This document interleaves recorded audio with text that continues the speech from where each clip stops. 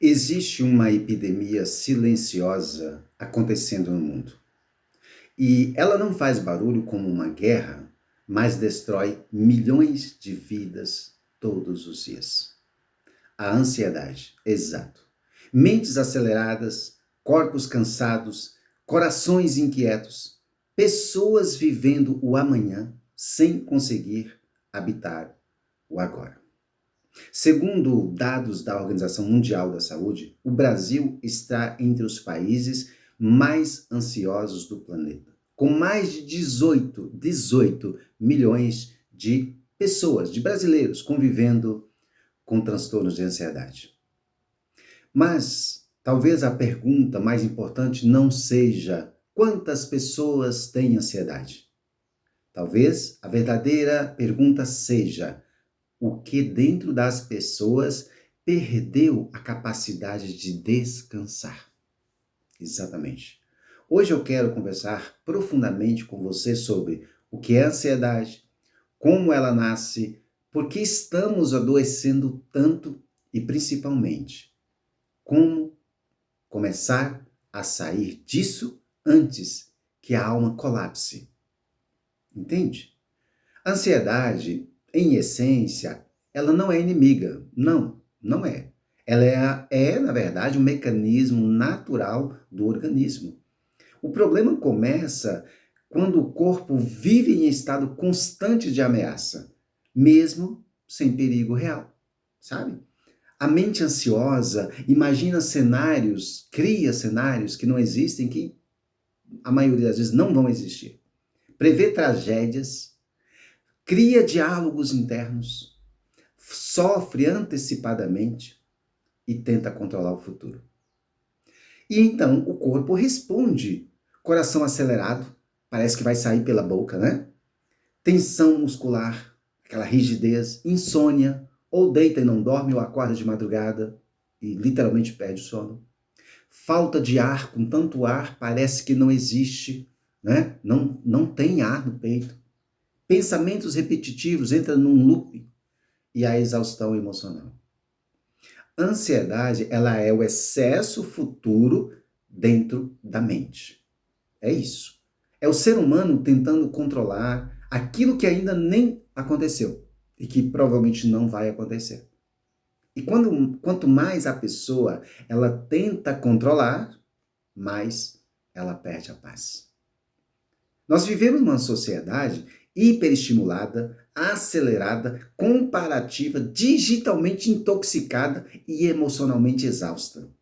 E, gente, o ser humano tem um cérebro que não foi criado para receber tantos estímulos simultâneos como é o que está acontecendo e que tem acontecido. Hoje as pessoas acordam e já pegam o celular ali, às vezes na cama. Já vê a notícia negativa, a tragédia, o negócio está acontecendo não sei onde. Entra em comparação nas redes sociais. O fulaninho foi, visitou, foi promovido, cresceu, trocou de carro e eu. Vive uma cobrança por produtividade ferrenha, ou a pessoa tem que ser produtiva para ser promovida, ou simplesmente para não ser demitida. E sentem culpa ao descansar.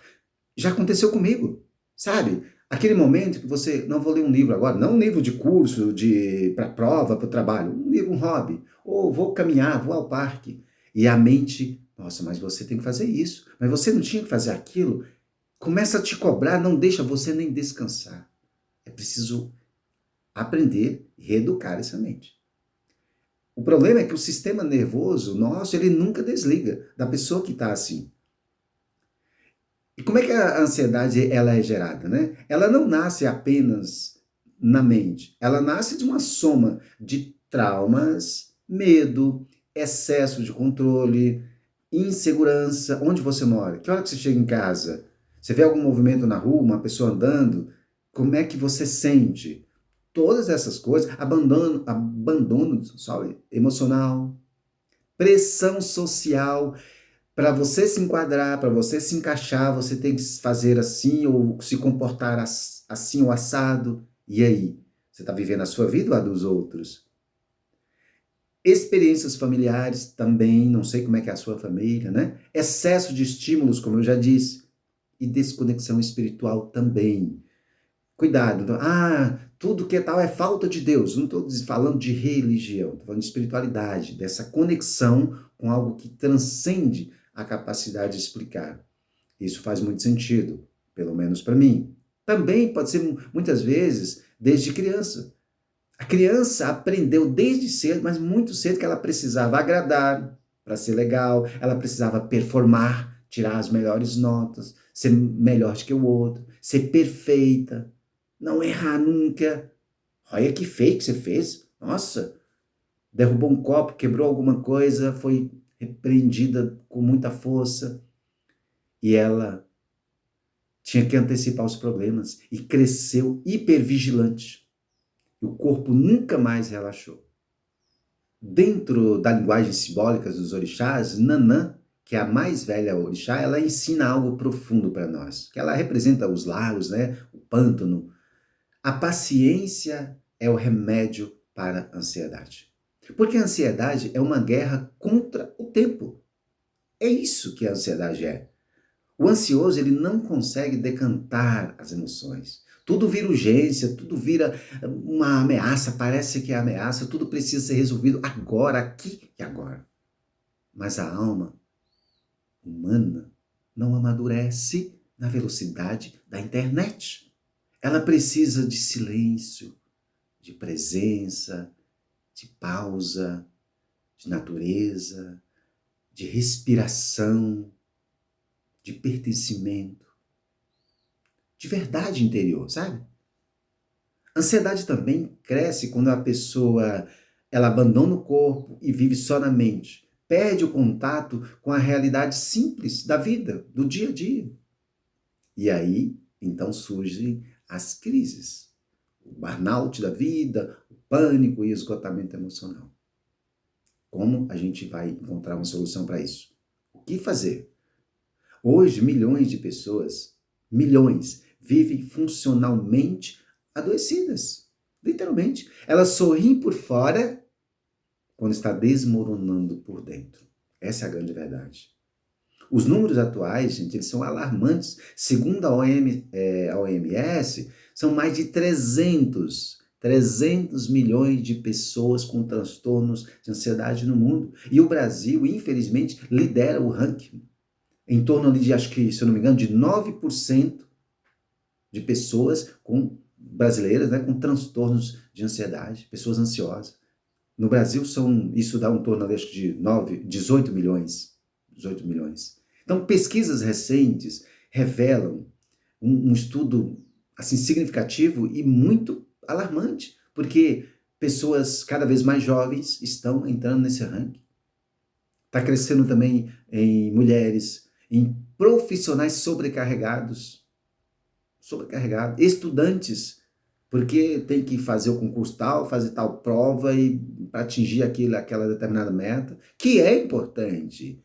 A questão é saber dosar isso, encontrar um equilíbrio, tá? Então, hoje os trabalhadores estão emocionalmente esgotados, literalmente. A humanidade está cansada, não apenas fisicamente, psiquicamente e espiritualmente, esse vazio por dentro. E eu quero te deixar um protocolo agora, no final desse vídeo, um pequeno protocolo de consciência. E veja bem, não como uma fórmula mágica que você vai mudar assim, ó, num estalar de dedo, não. Mas como o começo de cura. Volte para o corpo. Volte para o corpo. A ansiedade vive no futuro. O corpo vive no presente, no aqui, no agora. Crie o hábito de respirar profundamente e expirar. Faça 3 ciclos, 5 ciclos, 7 ciclos, pelo menos 3 vezes por dia, manhã, tarde e noite. Sempre inspirando pelo nariz e expirando pelo nariz. De forma calma, tranquila. Isso vai te ajudar demais.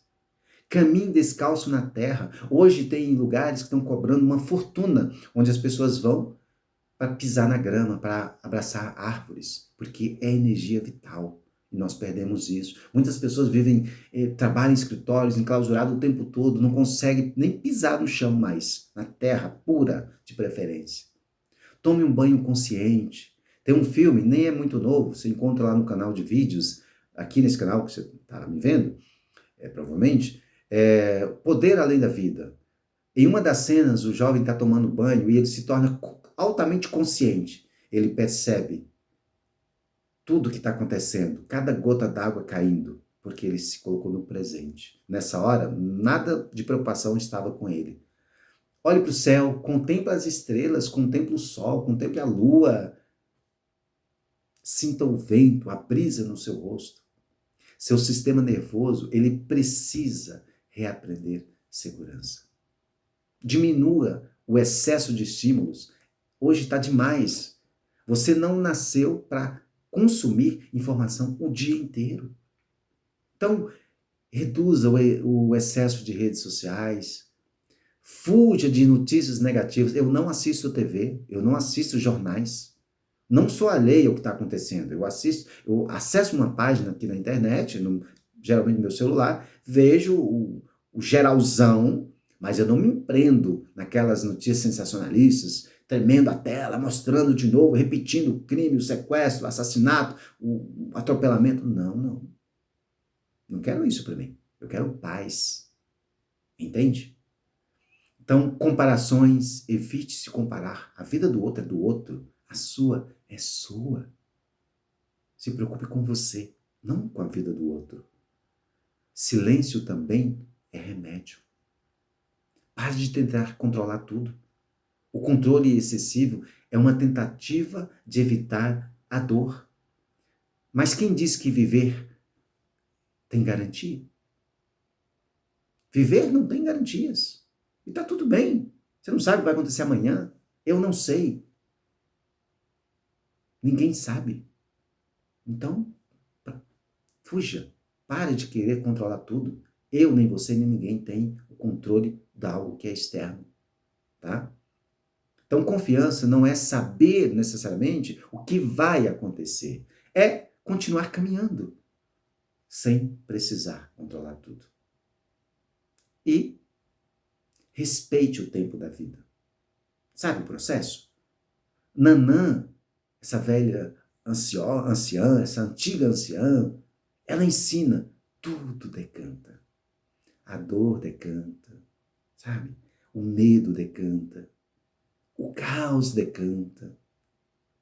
Você não precisa resolver sua vida inteira hoje. E procure ajuda. Eu falei aqui, por exemplo, de espiritualidade, que para mim faz muito sentido, essa conexão. Busque isso na sua vida. Mas espiritualidade não substitui terapia. Busque terapias, terapeutas holísticos sérios, o acompanhamento psicológico, o cuidado médico quando necessário. Entende? Pedir ajuda é maturidade, não é fraqueza. E se você está vivendo ansiedade nesse momento, não se odeie por isso.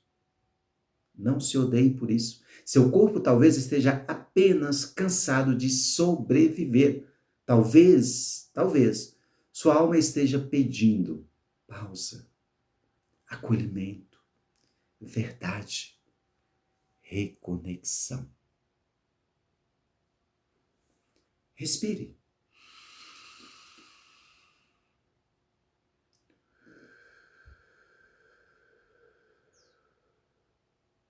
A vida não precisa ser uma guerra permanente. E lembre-se, a ansiedade acelera a mente, mas a presença cura a alma. Se esse vídeo fez sentido para você, compartilhe com alguém que esteja precisando de luz nesse momento. E continue caminhando, um passo de cada vez. Arro, namastê, axé, e até um próximo vídeo. Fique na paz, fique na luz.